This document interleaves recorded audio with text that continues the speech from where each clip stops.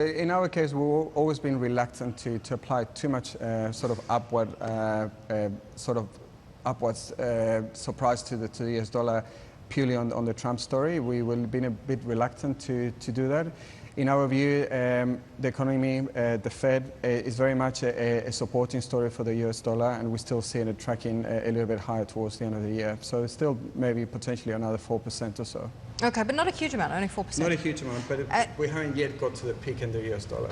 We haven't got to the peak, even if this bill gets stalled in Congress?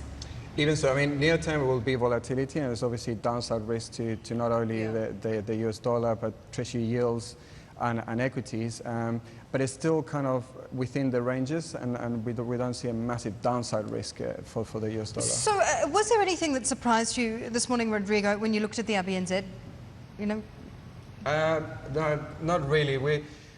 The RBN said as much as the data, and particularly inflation, is telling us that the data is all right and the inflation outlook is actually looking up.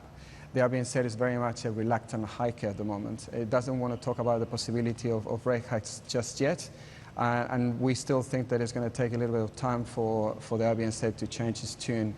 If anything, we need to now wait for the inflation numbers, which are coming in April 20, where we think there will be an upside surprise to inflation, and maybe that will be the trigger for the RBN said to start slowly but surely start changing the tune. So no surprises yet.